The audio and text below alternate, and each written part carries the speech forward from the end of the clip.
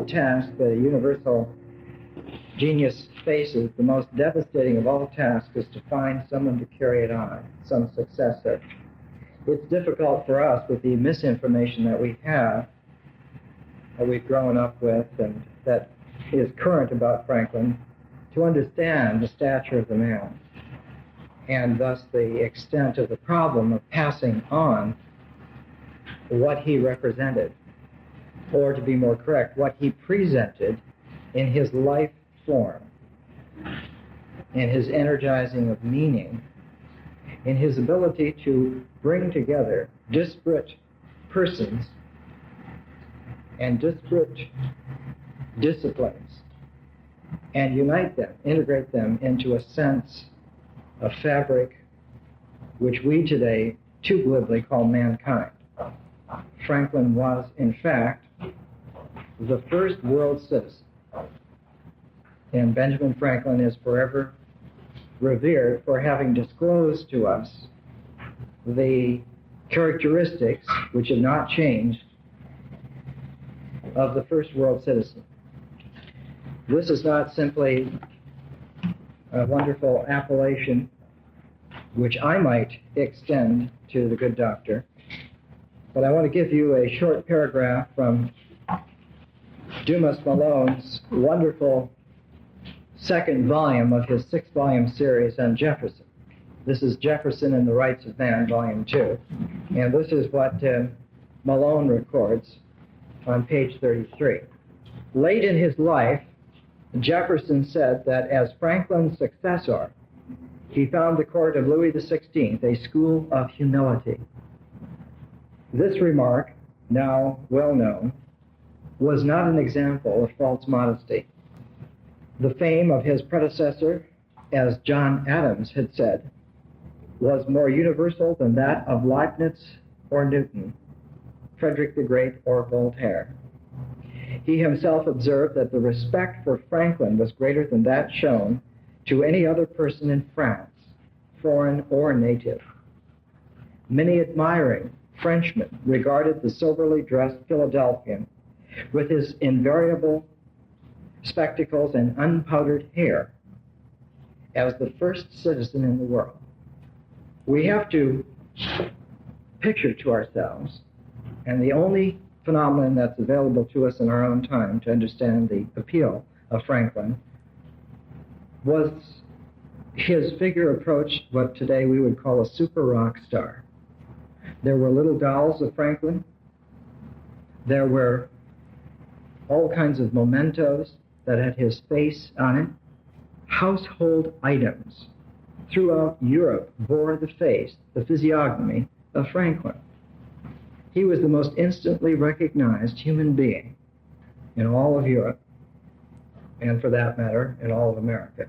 But because Europe at this time, the late 18th century, was conquering the world, was colonizing India, making inroads into China, taking over Indonesia, beginning to populate the Pacific, beginning to dominate Latin America, to that extent, Franklin was the great world citizen. He was the most conspicuous human being on the planet. Part of the mystique, part of the charm of Franklin was his ability to grow, his uncanny sense of accumulating humanity. He was, in human terms, what the little glass vials and bottles, the Leyden jars and electricity were. As they accumulated charge, Franklin accumulated humanity. And this overwhelming responsibility to him to be able to pass this on, this sense of the indelible grandeur of the human being, verged on a new age where man as a species would form one family, one unit. The age-old dream of a world empire, but strike from the phrase world empire and insert world republic, because Franklin had no less a design than a worldwide republic of man guided by his reason, by his enlightenment, to overcome all of the intolerant categories and divisions that history had raised since time immemorial. And in Franklin's estimation, it was nothing short of a return of man to his primal nature, to his cosmic nature, and for Franklin, the ever-present symbol of the fact that this universe runs on an energy which is universal. The little bells with the little rods hanging over his desk, so that when lightning in the French summer or winter storms would hit his lightning rod, it would convey down an arc of electricity over his desk and ring the bell, reminding Franklin constantly that this world is real and that man's destiny apparently was to recover his primordial universality and to overcome in that way the divisive vicissitudes of history. And this was extraordinarily poignant and powerful, for Franklin's mind had understood that history is made by the ideal of kingship, that without the ideal of kingship, history does not come into record. Nations are not made. Civilizations are not made. That the principle of divine kingship has mysteriously within its structure our very largest sense of time, registering as an order the very fact that kings were numbered. Louis XV was like an emblem of the reasonable progression of the idea of kingship throughout history, reuniting it.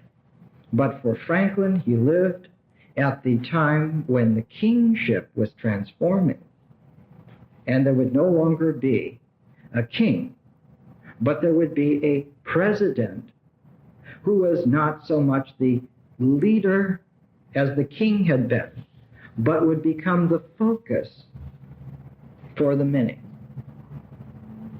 The closest thing I can think of in our time to this transformation, this disparate symbol, and I'll digress for just a minute with your permission. The great Russian poet Yevtushenko, who had angered the authorities several times by his freedom of speech, and they had told him that you have two choices, to go back home to Siberia and shut up or be killed. This is the way the Soviets were. And Yevtushenko had gone home, and in his home in Siberia, near Irkutsk, they had built, through common enforced labor, a hydroelectric dam, which was, interesting enough, called Bratskaya Station, Brotherly Station. It was a hydroelectric station, and Yevtushenko saw in that hydroelectric station a symbol for a new kind of order, that the order in Moscow was the old pyramid order. There's room at the top for only one, and he controls everything. It is a dead pyramid. But the hydroelectric station took all of the energies that were put into it and transformed nature and gave it back to the people in the form of energy, light, and heat. And that's why it was Brotherly Station.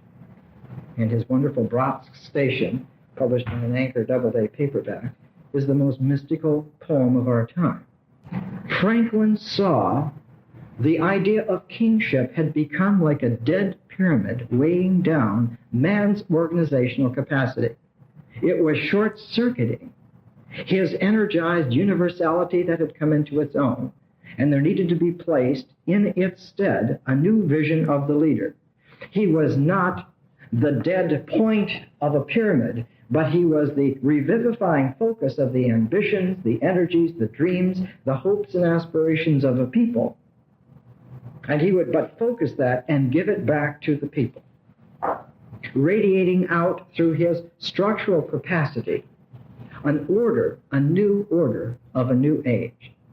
And this was Franklin's great vision of a United States, of a United States. Franklin's sense of accrual of this humanity, his building up of this profound penetration of understanding of human nature on a cosmic scale, had built him up so that by the age of 70, Franklin was simply massive, like a cloud bank in the sky. And it was when he came back to Philadelphia for the Second Continental Congress, he thought his life work in Europe was over in 1775, that he finally met his successor, the man who would be lightning to Jefferson. Franklin seemed like this enormous capacitor, and Jefferson saw himself as the one to discharge and bring this energy, this light, to the people. That what was needed more than anything was for a structure of government to be brought into manifestation whereby the scale of man's vision, the industriousness of man's vision accumulated in Franklin could be given to the common man.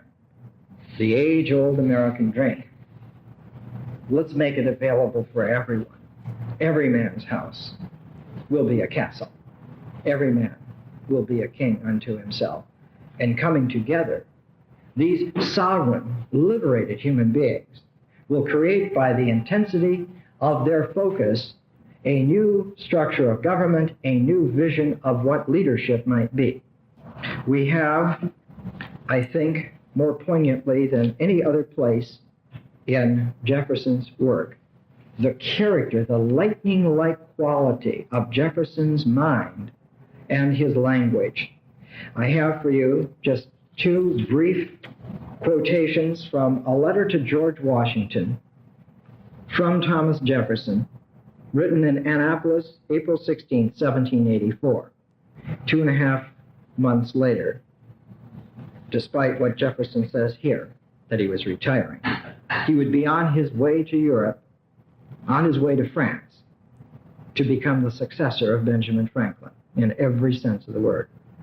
But here's what Jefferson writes to Washington. Notice the tone of mind. Notice the Tacitian condensation of language, the penetration of insight wrapped up into prize phrase after prize phrase. Dear sir, I received your favor of the 8th instant by Colonel Harrison.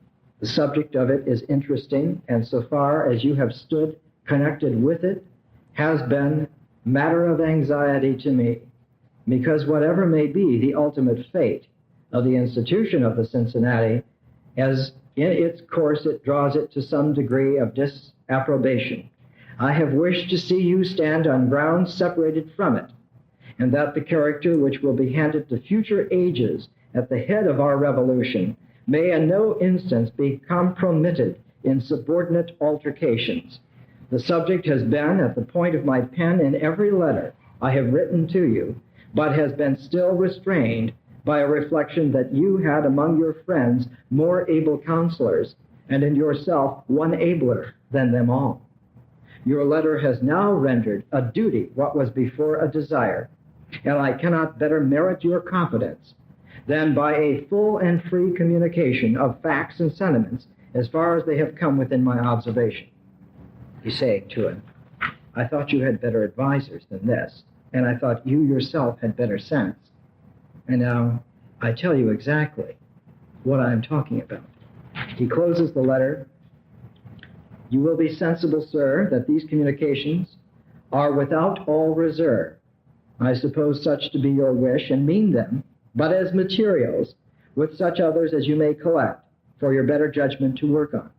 I consider the whole matter as between ourselves alone, having determined to take no active part in this or anything else which might lead to altercation or disturb the quiet and tranquility of mind to which I consign the remaining portion of my life.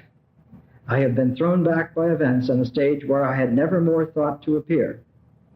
It is but for a time, however, and as a day laborer, free to withdraw or be withdrawn at will.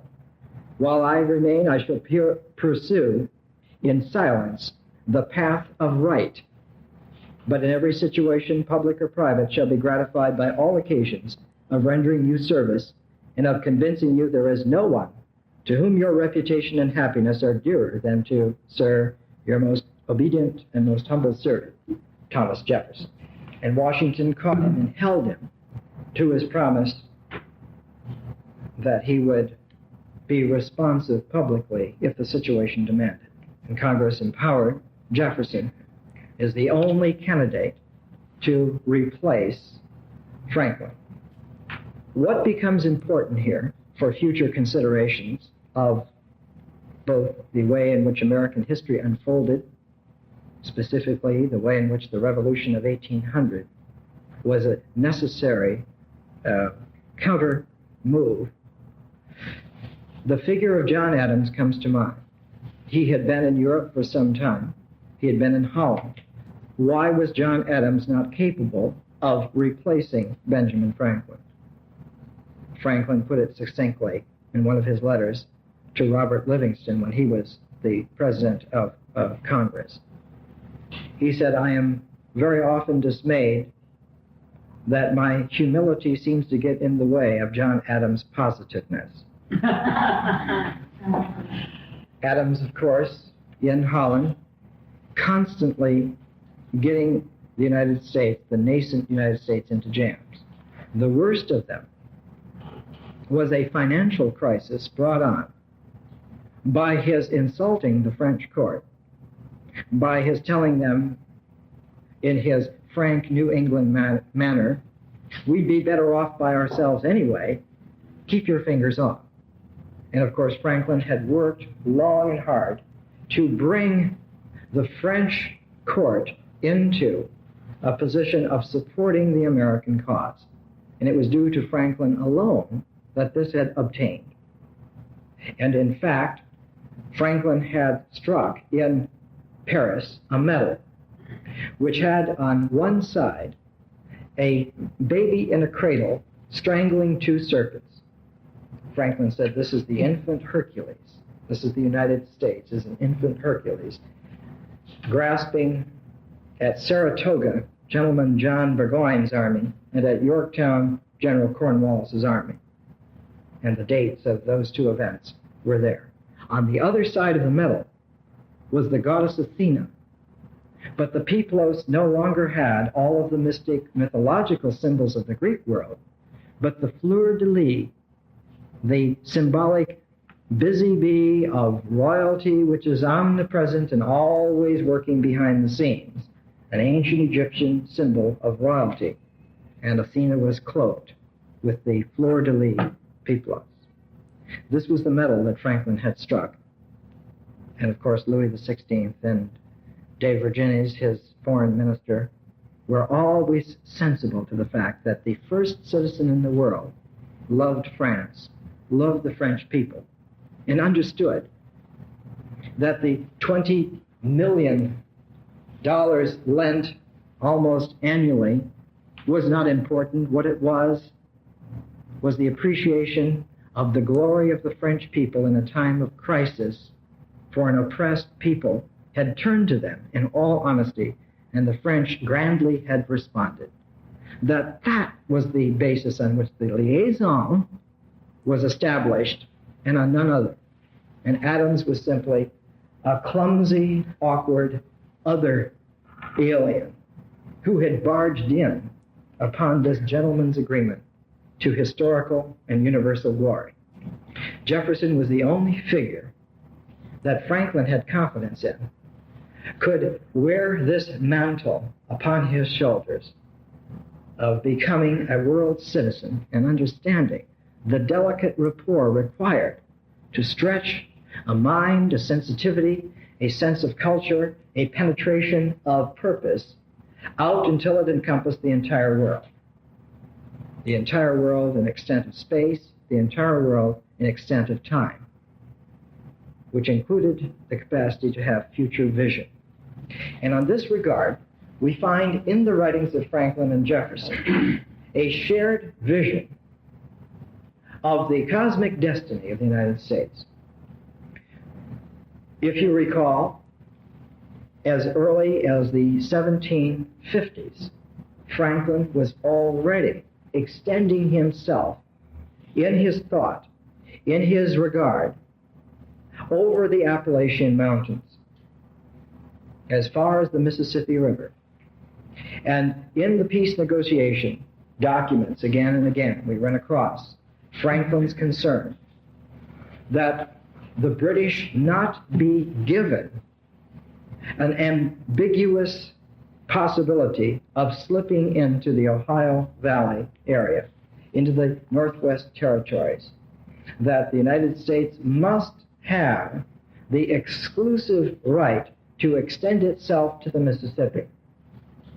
That in fact the Mississippi should be specifically navigable to American ships.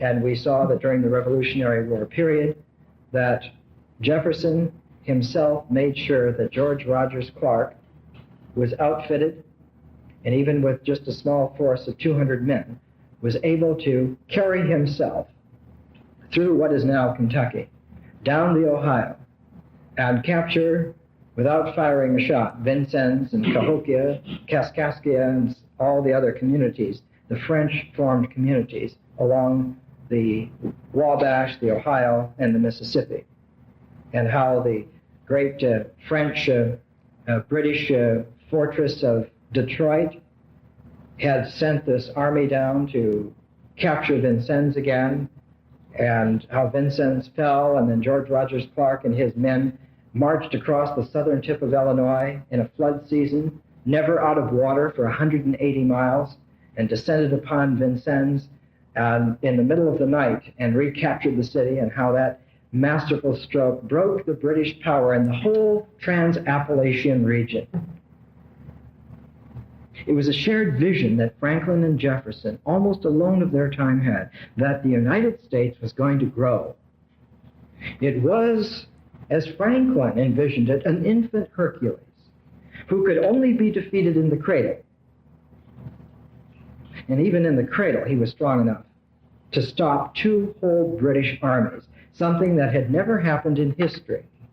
That two entire armies of 10,000 men in arms had been taken intact, not a single person escaped. Twice it had happened in the same war. And to Franklin, this was an omen. This was augury on the large scale. This was augury on the scale of historical unfoldment, that the time had come for some new birth, some new kind of structure that was so much stronger than any structure that had come into manifestation in world history previously, could even in its cradle already throttle the powers sent against it. The United States was a super creation in the mind of Franklin and Jefferson. But the problem was how to display this to the American people.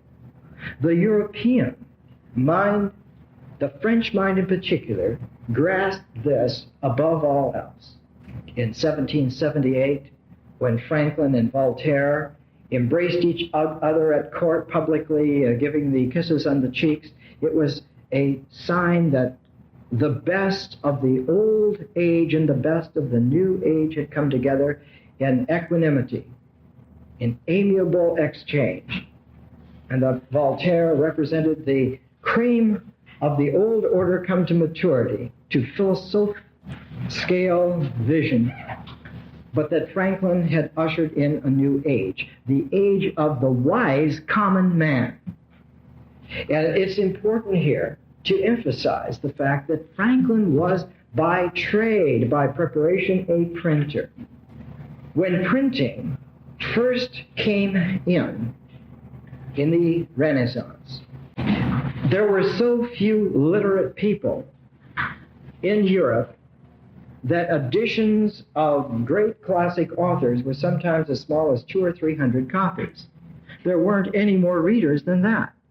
No one knew how to read, except a few individuals. Books were illuminated manuscripts that cost fortunes.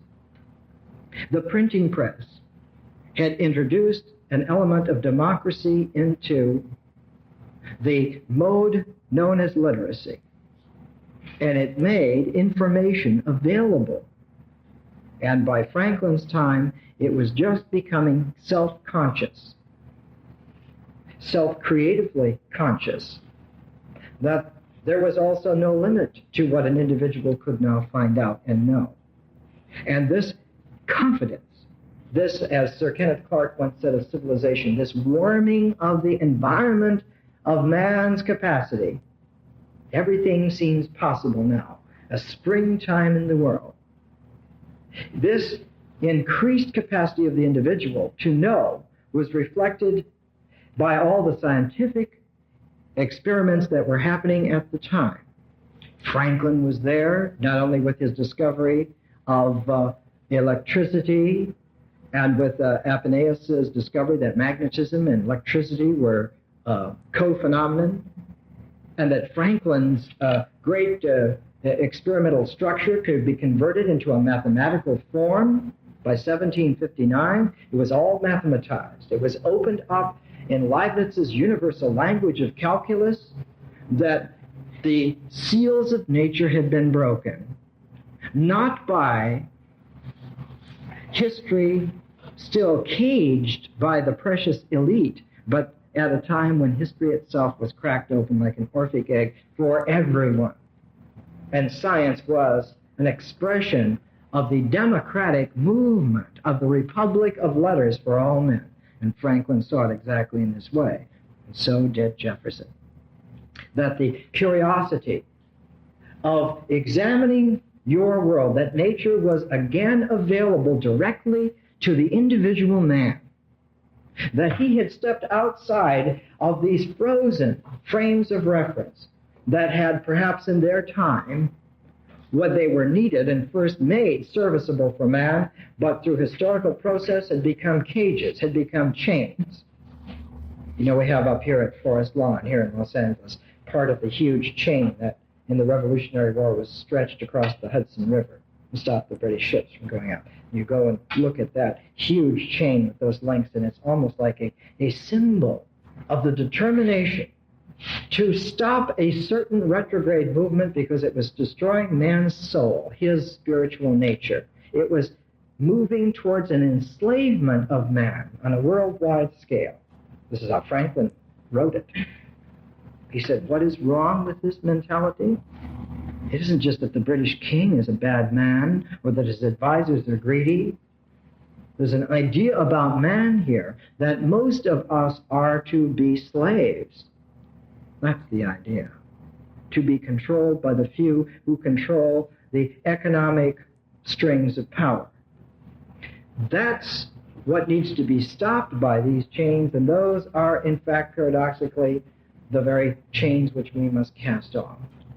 When Jefferson arrived in Paris in 1784, he came with notebooks full of notations, and he shared them with Franklin, who had done this for some 50 years.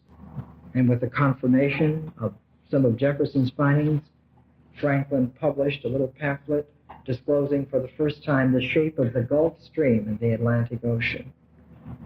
And they sent copies to Congress so it could be printed up and be given out to American mariners, saying there are streams in the ocean. They have shapes, they have forms. We can know where they are. We can take advantage of these natural currents and increase our commerce, increase our shipping. We're going to know where the fish are. This is why the vast shoals of fish off Newfoundland, the Newfoundland banks and so forth, Franklin had put together.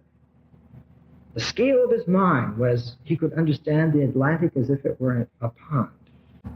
Just as we'll see towards the end of this lecture, that when the American visionary spirit matured in someone like Henry David Thoreau, he could see the ocean of the world in Walden Pond. Just the obverse of that process. Mastered so well that the incidental, the daily, became indications of cosmic movements.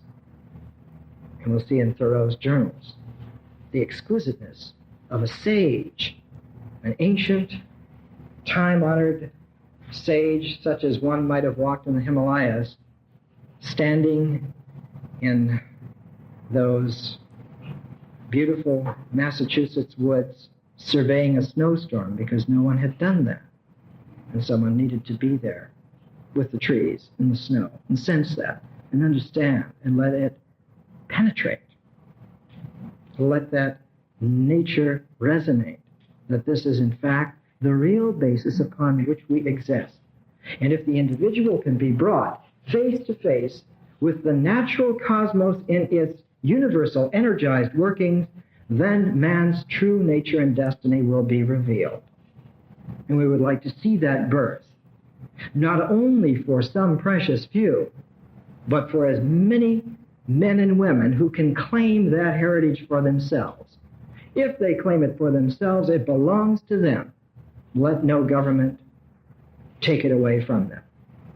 And that the only reason there are governments in the New Age is to provide a focus for those people to come and report to each other the efficacy of their experiments with life and the fact that it not only works, but amplifies itself again and again with new issues, new domains. This was the kind of thinking that was natural to Franklin and natural to Jefferson. They had formed a committee to write the Declaration of Independence, and the third major person in that committee was John Adams, and that was 1776. And in 1785, 9 years later, the same trio found themselves in Paris, enforcing and living out the Declaration of Independence and realizing that it might extend to more than just the colonies. Franklin was able, finally, in 1785, to take himself back to the United States. By this time, a gallstone and several infections had gotten to him, so he had to be carried in a litter. His mind was still clear. In fact, we'll see that just 9 days before he died, he rallied himself and his brilliant memory in a service to Thomas Jefferson, who was struggling at that time in 1790, April, struggling still in Paris to try to come to grips with the tremendous new pressures that were coming out. Their vision had caught on in France. When Franklin had introduced Jefferson to Madame de Hodenthal, who was the heroine of Rousseau's Confessions, it was like bringing everything to a close. The Americans had come to encapsulate in their own lives as their being the ideas that the French philosophes had been developing since Montesquieu. That indeed the spirit of laws is the free man who intelligently is able to command and control their effective focus and application. And that when you have such men, then is when you have a reality. The Enlightenment depends upon the connection being made, that the ideas must come to life in a person.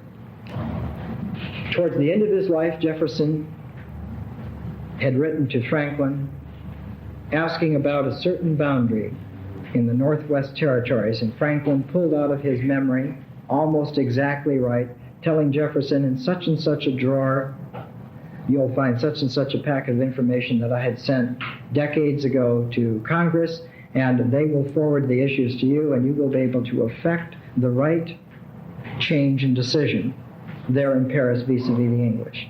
9 days later, Franklin was dead, at the age of 84 years and 3 months. Well, I see by the movement we've got to take a break, so I'll quiet down, hush up.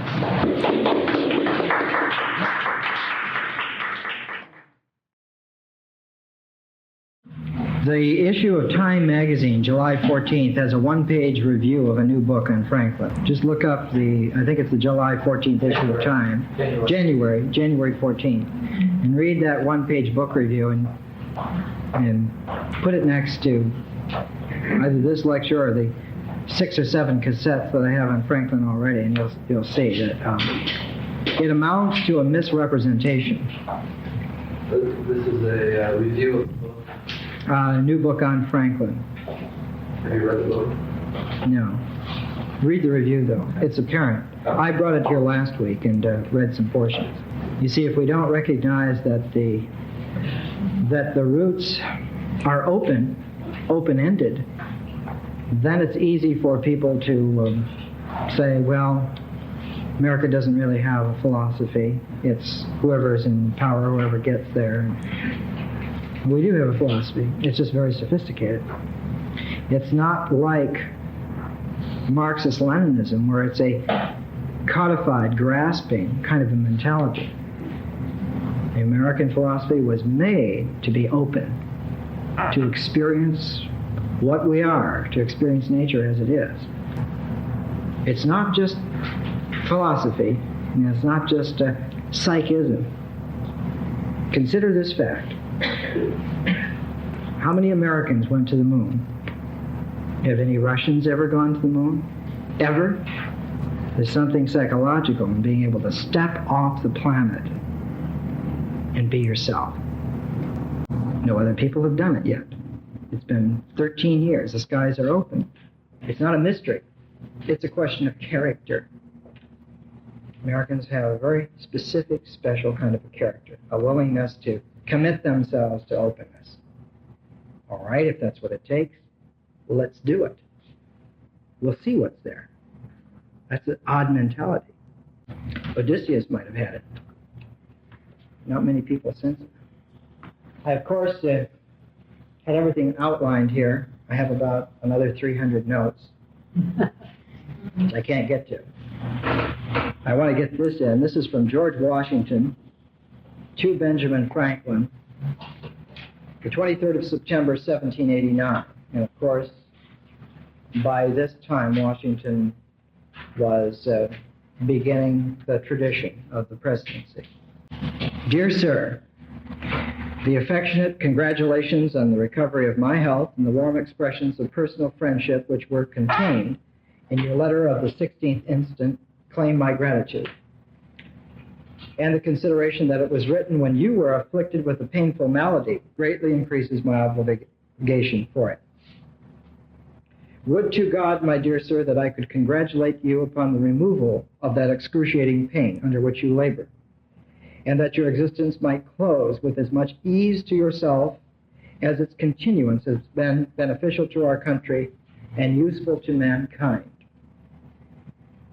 Or if the united wishes of a free people, joined with the earnest prayers of every friend to science and humanity, could relieve the body from pain or infirmities, that you could claim an exemption on this score.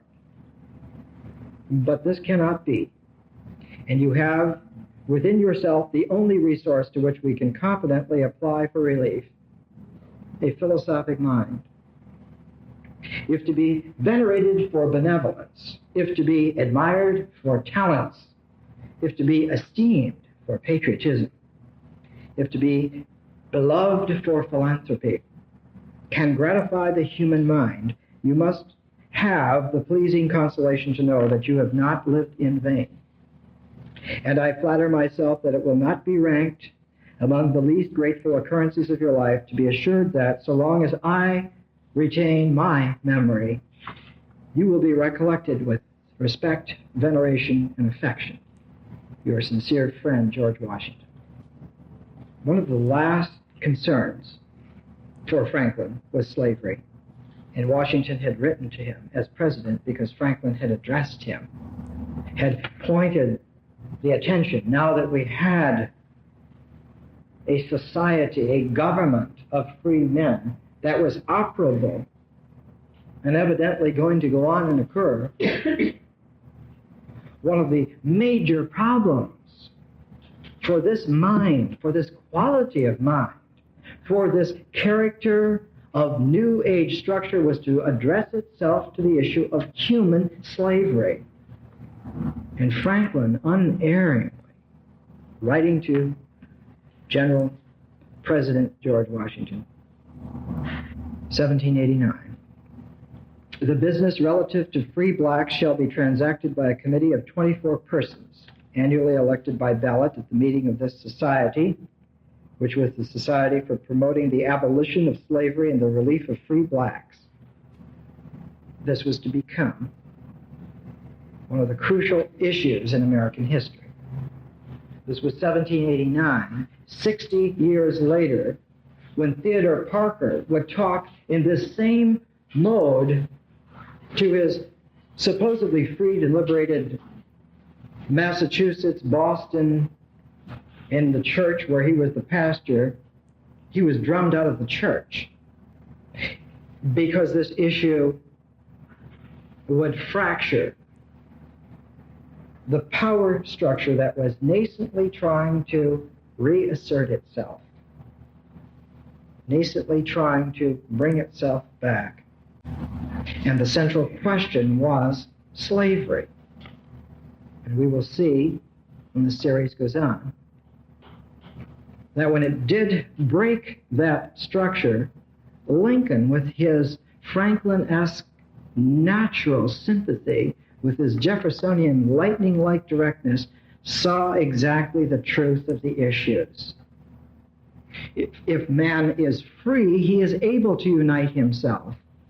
And conversely, if he is not united, there are some, eventually many, almost inevitably all, will not be free in some way or another. The question is slavery with a capital S, and it extends down to the notion of what a human being is. Who has rights? Man has rights. Who has powers? Structures of government have powers. It's a question of might versus right. And we have to structure the power so that it reveals the right for every man. Otherwise, all is lost. We are either all going to be free together, or none of us are going to be free. This was the eye-opening realization that Franklin was laying before Washington now that there was a presidency, there was a United States. Honorable President, this is an important issue. It's not going to go away. And part of the key to it, of course, was the treatment of the American Indian. We've gone to that quite frequently. The addressing on the issue of slavery was so intense that in Philadelphia, November 9th, 1789, Franklin, almost 84 years of age. This is the beginning paragraphs of an address to the public from the Pennsylvania Society for Promoting the Abolition of Slavery and the Relief of Free Negroes Unlawfully Held in Bondage. And it was written by Franklin. It is with peculiar satisfaction we assure the friends of humanity that in prosecuting the design of our association, our endeavors have proved successful far beyond our most sanguine expectations.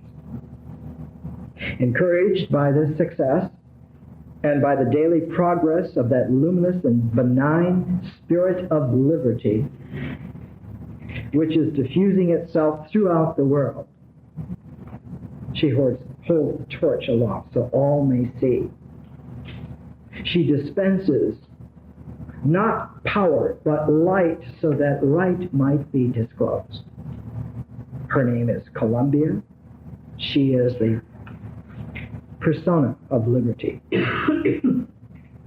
That luminous and benign spirit of liberty, which is diffusing itself throughout the world, and humbly hoping for the continuance of the divine blessing on our labors, we have ventured to make an important addition to our original plan, and do therefore earnestly solicit the support and assistance of all who can feel the tender emotions of sympathy and compassion, or relish the exalted pleasure of beneficence. Slavery is such an atrocious debasement of human nature that its very extirpation, if not performed with solicitous care, may sometimes open a source of serious evils. The unhappy man who has long been treated as a brute animal too frequently seeks beneath the common standard of the human species. The galling chains that bind his body do also fetter his intellectual faculties and impair the social affections of his heart. Accustomed to move like a mere machine by the will of a master, Reflection is suspended. He has not the power of choice, and reason and conscience have but little influence over his conduct because he is chiefly governed by the passion of fear. He is poor and friendless, perhaps worn out by extreme labor, age, disease. Under such circumstances, freedom may often prove a misfortune to him and prejudicial to society. And it goes on in this mode. And what Franklin was pointing out was that there is a thin, tenuous capacity which ensures the new age liberty, and that is the freedom of man to recognize that he needs all other men to ensure his freedom. They must be free in order for him to be free. It was the revelation of the reoccurring shot heard round the world. The revelation that unless we are all working together to ensure each other's freedom, sooner or later, these age-old structures of habituation to might will reassert themselves and come back from nowhere. We would say the subconscious or the collective unconscious or other, and reassert themselves. And man who was free will be but a memory, because the capacity to recognize his ability to respond to liberty was hard won through interminable ages in history and was just now precariously won by us and instituted into a structure of protection. Governments are instituted to assure the right for self-discovery of living a life to ourselves. This is why they're instituted among men.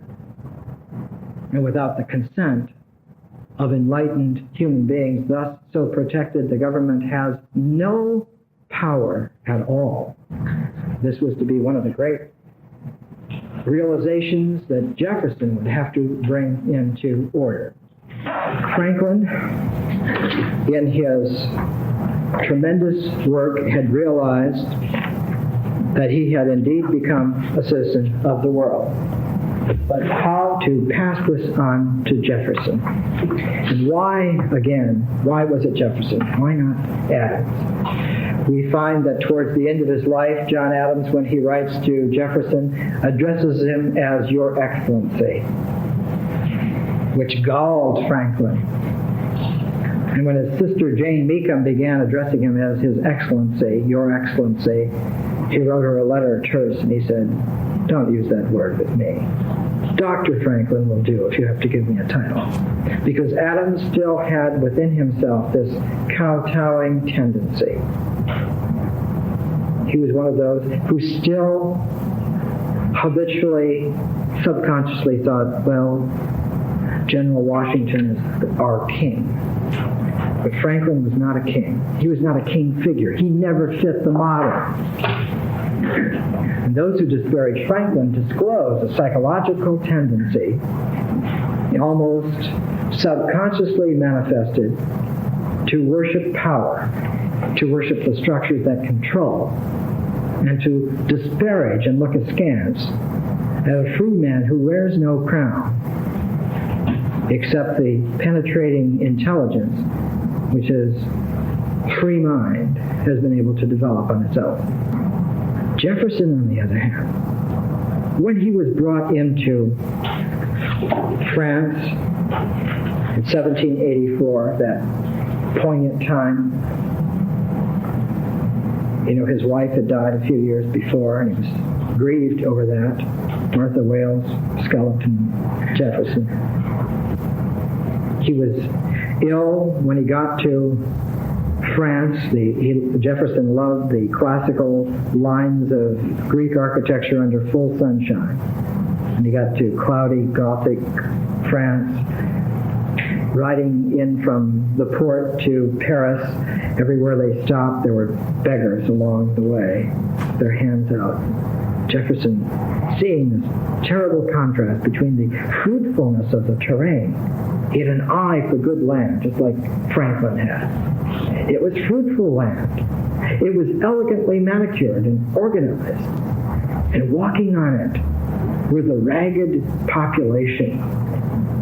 What in the world was wrong? And it began to fester in Jefferson's sensibility in his mind. He became ill. He was ill for about 4 months. And almost to exasperate his sense of humanity, word came that his youngest daughter died of whooping cough, 2.5 years old. Jefferson had come over with his oldest daughter, Patsy, he called her. Her name was Martha. And it took him a while to get into the swing of things. And Franklin worked with him day after day, introducing him, giving him letters of introduction. But most poignantly, the liaison between Jefferson and Lafayette was reestablished. If you recall, perhaps you don't, it was Franklin who brought Lafayette into the American Revolution. We often don't realize the tremendous contributions that he made. The German baron who was a master at drill instruction that Franklin covered up for him and said that he had been a general in the Prussian army and actually had only been a drill sergeant, but he introduced him to Washington, and he was the one who organized the American troops. That was at Valley Forge. That's why Valley Forge is remembered. That horrible, horrible winter of 1777, when the American Revolutionary Army went into Valley Forge, they went just like those French populations besieging Jefferson. They went in rags, in discontinuities, to die lonely in the snow. And Franklin had sent just the right man at the right time, several right men at the right time. And in Valley Forge, it was the training of the troops, the drilling of the troops into unified movements that brought them together out of their self-pity and made soldiers out of them, made a revolutionary army. So that when Washington marched out in the spring, he marched out with an army. And one of the reasons that Saratoga happened was that the American armies had become disciplined. They were no longer just artisans, merchants, farmers, mountain men. They were capable of mounting together voluntarily a military operation that had sophisticated movement there. The British were completely taken by surprise. The American rabble turned out to be organized fighters. It was Franklin's ingenuity that made this possible. He kept sending the right people over. And one of the major ones, of course, was Lafayette. And Lafayette, if you recall, or even if you don't recall, was given his first command at a young age, I think he was 22 or 23, by Washington, when Cornwallis was moving to sweep through Virginia to meet the British forces that were coming up from Charleston, South Carolina. They already held New York. They held all the major seaports except Boston, and they were moving in a pincer movement to cut off the United States in two, since they couldn't do it as they had tried in the early Revolutionary War by coming up the Hudson and down Lake Champlain, thus cutting off New York and New England from the rest of the colonies. They had shifted the scene of the war to the southern colonies, and they were seeking to move through Virginia and come up through the Carolinas and cut the southern colonies off. All right, the Yankees are tough. They can starve up there. We'll take the fertile southern colonies and we'll go inland, and eventually they'll have to come back into the fold. They'll get tired. But it was Lafayette. Brilliant Lafayette, the age of 22 or 23. Went in with a couple of thousand troops and began harassing and harrying Cornwallis and stopping his movements, and then fleeing before he could be destroyed, and then coming in again. Almost like a sophisticated guerrilla action, only in classical tactical battlefield techniques. I think I mentioned in the European series one time, we often forget that before Napoleon, there was a Lafayette. Brilliant strategist. And it was Lafayette's parry that forced Cornwallis into a retreating mode. And as Lafayette began to accrue more troops, several thousand from here, several thousand from there, Finally, he had enough force so that when the Washington mind was put onto the situation, they coordinated fantastically a naval and a land combat force. One of the first times in history that it was done with that kind of precision.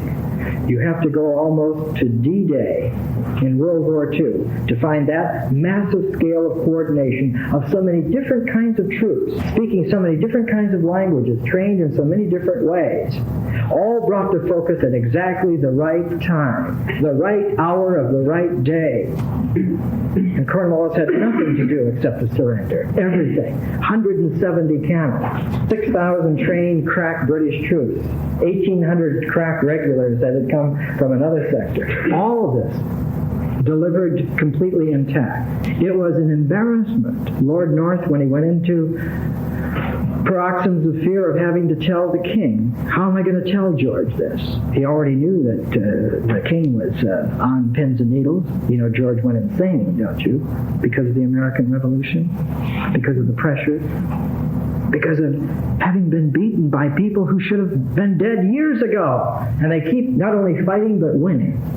And Lord North, when he was told of Yorktown, lost his wig and paced back and forth. Oh my God, how will we tell him? But behind all of that, the mind of Franklin constantly envisioning the total moving structure of world events. The brilliancy of Washington to conceive of the military Revolutionary War was exceeded by Franklin's incredible visionary capacity to conceive of the whole world in motion, of the whole cosmic nature of man coming to the fore.